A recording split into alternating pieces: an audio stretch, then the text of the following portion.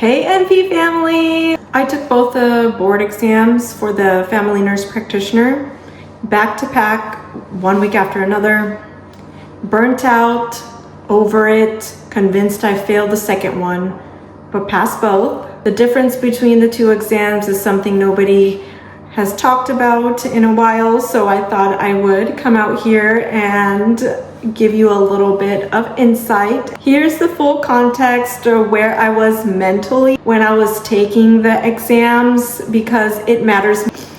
I had just finished my FNP program and immediately started studying for boards. No break, no decompression, just straight into it for 3 months straight. I studied for 12 to 18 hours a day. I was completely burnt out, and by the time I sat for my second exam, the ANCC, 1 week later, girl, I was done.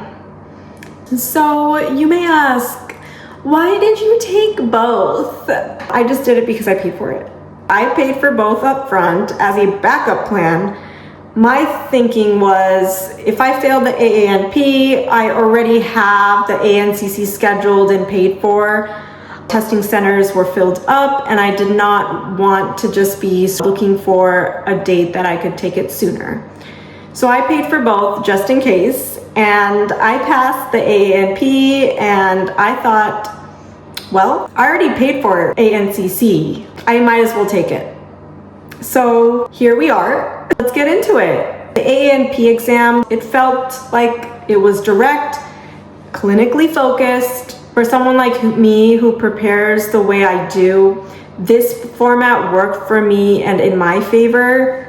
I read the question, I recognized the concept, and I answered it. 3 easy steps. That recognition is what all these hours of studying were built toward. Not memorizing everything, just understanding enough to recognize and understand the concept so I can answer the questions effectively. The format, multiple choice throughout. Confidence level, I felt confident going into the AANP exam. I felt good about roughly 75% of the questions when I was taking it. The other 25, it was a mix of total guessing or narrowing down to at least 2 answer choices. So I used every single second of that exam, the 3-hour exam, right up to the 30-second mark. I was still reviewing all the highlighted questions or the flag questions I had flagged. I was sitting there with butterflies in my stomach after submitting the exam, just patiently waiting as if this was the longest 10 seconds of my life. I immediately felt like I was not confident, and then in small letters, it appeared on the screen, P-A-S-S-E-D. Girl, passed. I cannot even believe it. I was mesmerized by those 6 letters. So if you're sitting there last minute with your heart pounding after you've almost submitted the exam, butterflies are there, they are freaking flying everywhere.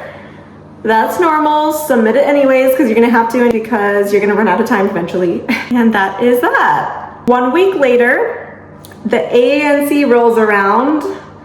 I had already passed the AANP. I was burnt out beyond burnt out. And yes, Munch!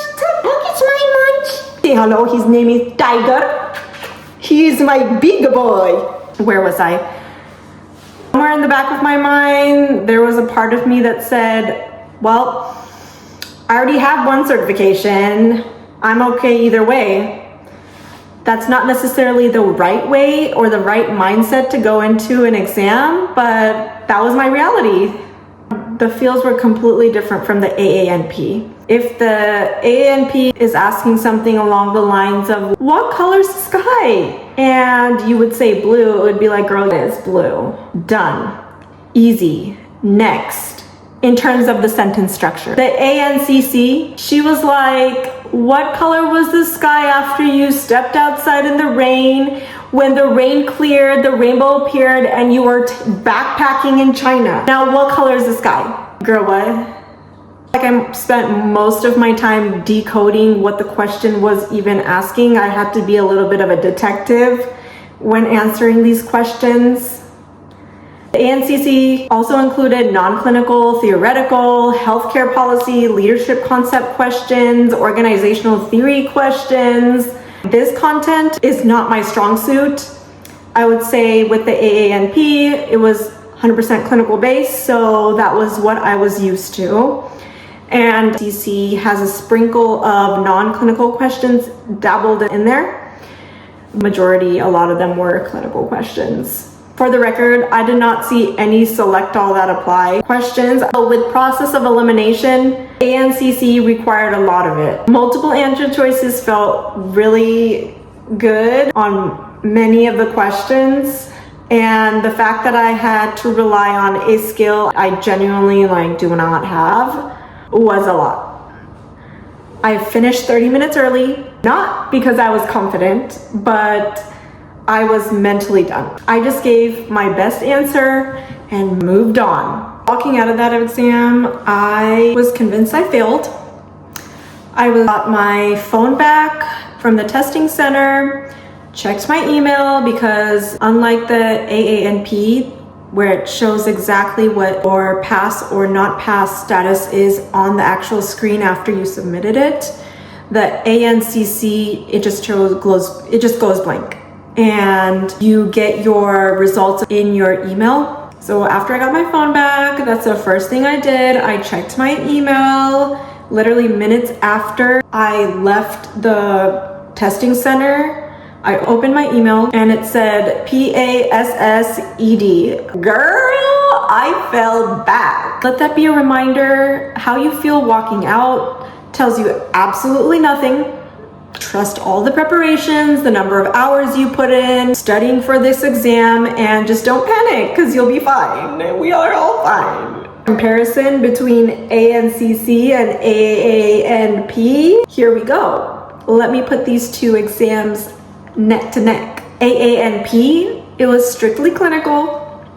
ANCC, it was clinical plus theoretical and policy content.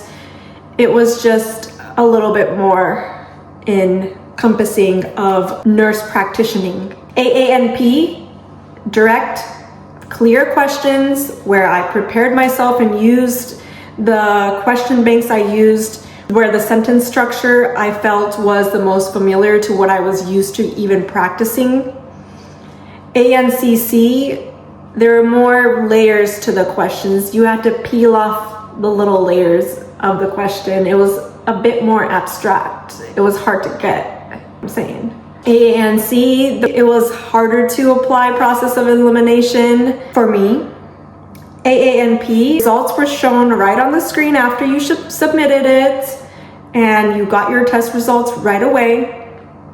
ANCC, emailed to you within minutes of leaving the testing center. Some people say it takes a little bit longer, but for me, it was in my email right after I turned it on and checked it.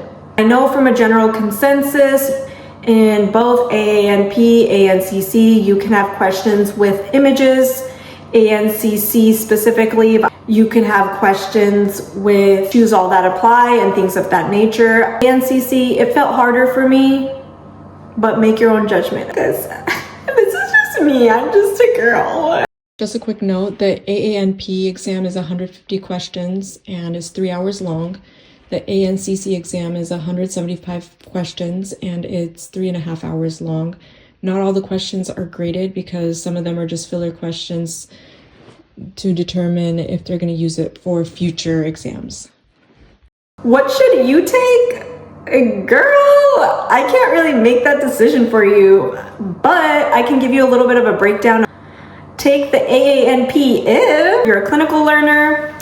Most of your studying and most of your program, which I'm sure was strictly clinical or mostly clinical, the resources that you used were using the same or similar sentence structure that you're familiar with, making it seem like you didn't take a completely different exam.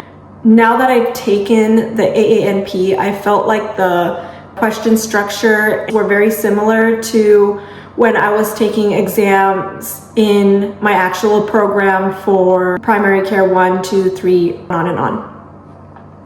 Because I put in ungodly number of hours to study where the answer choice kind of just popped out at me.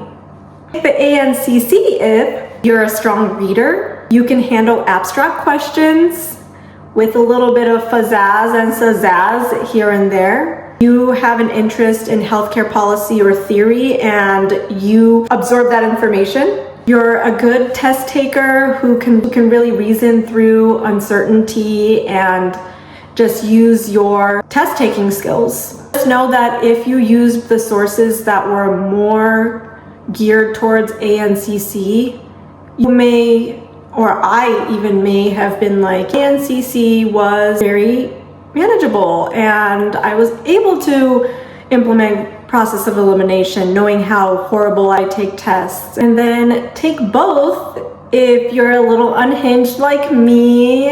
You want to pat yourself on the back and be like, girl, I passed both. Not that that really matters in real life.